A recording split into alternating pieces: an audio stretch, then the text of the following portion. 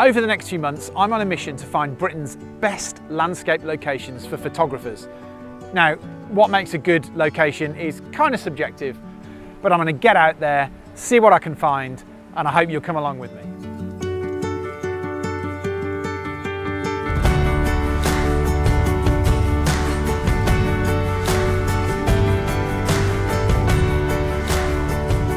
This time, I head to Northumberland, England's most northerly region. With more castles than any other county, it's no wonder it's such a popular destination for landscape photographers. In this episode, I'm travelling along the coast to visit 3 iconic castles, but with changeable weather in the forecast, I'm not sure whether I'll get the right light to really do them justice. As usual, I have just 24 hours to explore these majestic medieval monuments. The first is perhaps Northumberland's best known landscape location, Bamburgh Castle, which has stood in this spot for well over 1,000 years. Well, here I'm on the beach at Bamburgh, and as you can see, it's an absolutely epic location. In the background there, you've got the castle, and then in the foreground and midground, you've got a choice between dunes, which are great. You've got sand, and then a bit further out there's lots of rocks. There's kind of these shelving kind of angular rocks, and so there's loads of sort of options for foreground interest. We've got 2 hours until sunset, although in reality sunset's probably, from where we're standing now, is probably an hour away. Fingers crossed we'll get some good clouds, some good light, so we've got an interesting sky and an interesting land, and that's the recipe for a good shot. While we're waiting for that light, I'll tell you about the camera and lens that we're using. So I am using the 20mm f1.4 DGDN. I'm going to be shooting mostly at f8. I've got an ND Grad on the front. I've got the 61 megapixel Sigma FP, so plenty of resolution to play with on this shot. So that's the setup, and I'll probably use the same one for the sand and the rocks as well. I think this location for me is a kind of a wide angle 20mm-ish location. With about an hour till sunset, I did get a small break in the clouds, which gave me some beautiful light on the castle and the dune grasses, so I grabbed the opportunity to create a 2-shot stitched panorama. Although it was a bit early for very much colour in the sky, I do really like the light in this shot, and with strong foreground interest and attractive cloud formations, I'm pleased with the result. I was hoping for even better light as the sun set, but unfortunately, the British weather had other plans. Well, that was one of those super frustrating occasions where the light just didn't come out. There was so much blue sky, but the sun was behind a cloud for the whole time. Such a shame. We've still got a little bit of time before sunset, so what I'm going to do is I'm going to skip the sand shot here because I kind of need the light for that as well. But I might try some like moody black and whites down by the rocks, slow shutter speed. The light will be okay for that. And I guess what we're looking for is just a bit of interesting kind of foreground that maybe helps to lead the eye into the frame a bit, and ideally we want water around it so that we can use a slow shutter speed, blur the water, get that kind of nice milky look, inject some movement into the frame, and that should make a nice black and white even though we don't have the light. I mean, like, this is a great example. If you look at this, you see this line in the rock here. I mean, if the tide was up here, up this high, that would be a fantastic leading line pointing directly at the castle. Okay, so I'm perched up here, and I've got my camera set up at 1/3 of a second exposure, so not too slow, but that will still introduce some movement into the waves. They'll just kind of, you'll just see a bit of movement as they kind of break over the rocks. And I'm going to try some with that, and then some at about 10 seconds or something, so we've got loads of movement, and the water will go very milky. So we'll try one at 1/3 of a second. I've just got a Grad on there as well, so if I just set this to 1/3 of a second, f9. Okay, so I'll wait till I get a good, perfect, and you can just see, yeah, we can just see the water just blurring a little bit, so that injects movement and a bit of energy into the frame. And I've also, by the way, put this in mono, because I'm in RAW, of course, so I'll still have the colour information, but by putting in mono, it'll show me mono on the back of the screen, and that'll just give me a feel for what I'm getting. Let's just slide this in and try one. I can go to about 25 seconds at the moment with that in, or maybe, yeah, I can get away with 20, okay. So let's just try one, see how we get on. So here's the first shot at 1/3 of a second, and as you can see, there's movement in the water but still plenty of detail.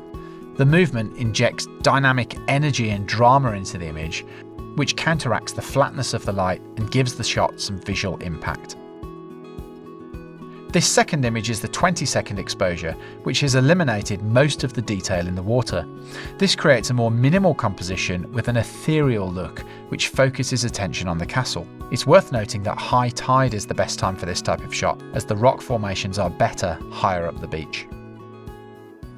So I think this is a really good location. There's loads to shoot here, you know, shooting panos, slow shutter speeds, looking for details, that kind of stuff.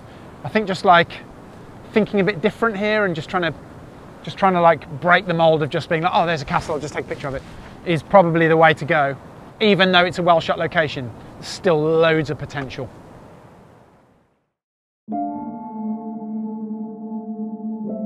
The next morning, it was an early start to travel south along the coast to the ruins of Dunstable Castle, a lesser known location than Bamburgh, but every bit as photogenic.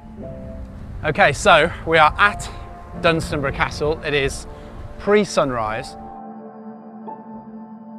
It's a stony beach, and the stones are quite big. They're almost like big eggs.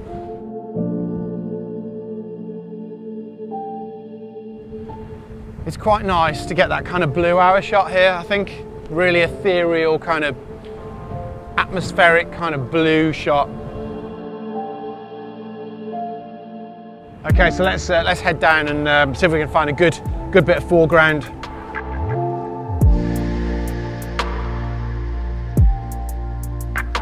I can't believe how quickly the lights come up. It's got really light, really fast. So I just need to kind of feel like I need to get some shots off before I lose that blue.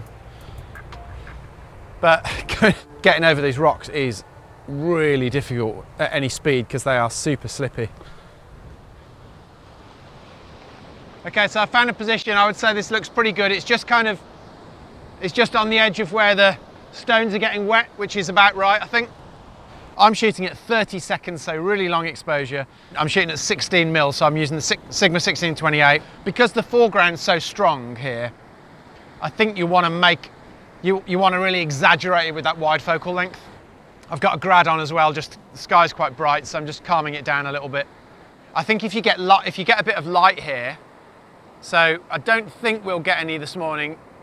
There's a little gap, but if you do get it, if you can get by the wet rocks, the light just bounces off the top of the rocks, so that looks really nice. That gives you a bit of extra interest in the foreground.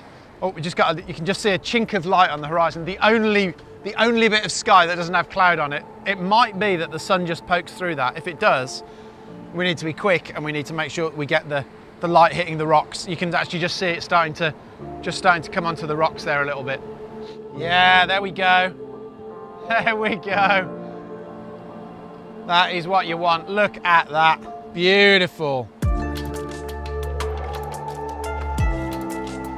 Yeah. Yeah, it looks great. It's just dancing off the water and off those surface of those rocks. Hey, there we go. Look at that.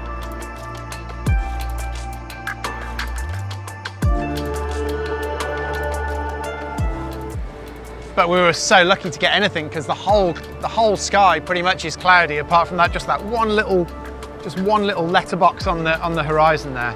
So we're super lucky to get any sun. Well, it's not luck, is it? Skill. That's what that is. Pure skill.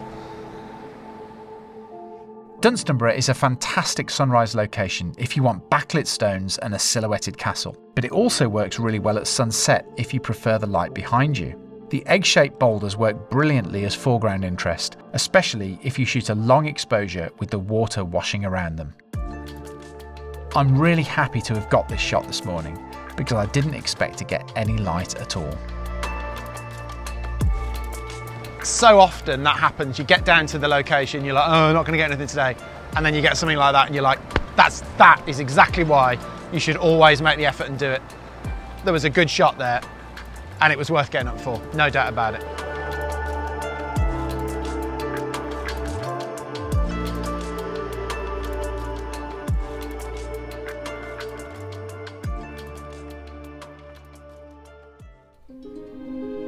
For my final location, I headed north to the island of Lindisfarne, which can only be accessed by a causeway.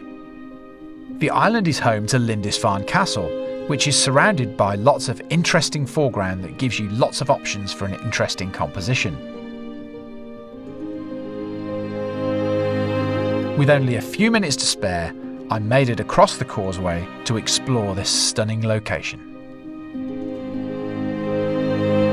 This has to be one of the best photo locations on this whole stretch of coast. There's loads to shoot here. There's some really kind of epic sort of vistas with some really strong foreground and the castle in the background. And there's also some really nice kind of details. There's lots of bits of old rope around and rusty bits of ship mooring, a rusty chain, and like these sort of very nice coloured rocks everywhere, pastel coloured rocks. So it's a really good location. There's probably two really well shot images here, and one is of there's some upturned boats, 2 or 3 of those boats in the foreground with the castle in the background. That's a really well shot image. And also perhaps where we are now, there's some kind of wooden posts that are sticking out of the water, so people use that as foreground, let the water swirl around the posts, give it a long exposure, and then castle in the background, and that's a really nice shot as well. So this is a really good location. It's, I'd say, been shot before a few times, but for good reason. It is a really good one. You can see that the sea is kind of lapping around the bottom of the post, which makes it about the right time to shoot it, although it's on its way out now, so it won't be there for very long. I think the reason this is strong is because these posts form they're very kind of architectural, and they're just very strong foreground interest. I think when you've got a shot that kind of has strong form, where the lines or the texture or the pattern or the shapes within the shot are very strong, that's a good candidate for mono. And I think this is one of those shots. It's nice to go to a location where you can get decent shots out of it when it's not perfect conditions. They're my favourite kind of locations because I never get perfect conditions, apart from this morning. Despite the flat light, it was still possible to get a decent image at this location. A long exposure blurred the water for a more minimal look, and the posts are strong architectural devices that add vertical interest. I opted for a mono shot here because of the flat light, but if the tides allow you to get onto the island for sunrise and the light is good, this is what you can get.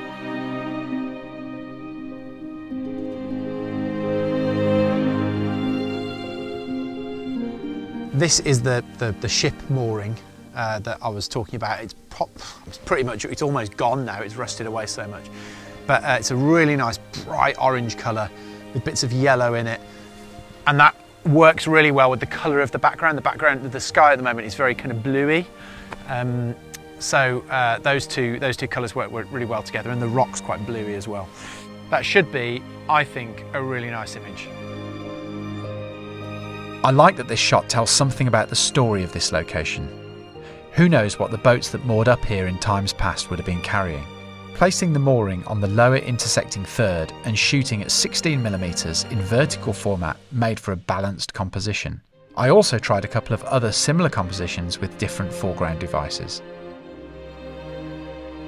With a few minutes of light left, I dashed over to grab a few shots of the upturned boats. I decided to create a triptych, and I opted to work in mono to draw attention to the shapes and textures at this location. Well, that's about it from me in Northumberland, and it's been a brilliant trip. For me, Northumberland is a fantastic county for landscape photography. This stretch of coast is the absolute pinnacle. It's absolutely fantastic, and particularly those 3 castles that we visited: Bamburgh Castle, Dunstanburgh Castle, and here at Lindisfarne. If you like watching these videos, it's really helpful if you can like and subscribe, and of course there's loads more landscape content on our channel, other Britain's Best Landscapes, where I've been to different counties in the UK to check out the landscapes there, and there's some really cool stuff with Colin Pryor and Joe Cornish, Sigma Ambassadors, that you can tune into, that hopefully we will find interesting and inspirational. That will encourage you to get out there and shoot more landscapes. So I will see you next time. Take care.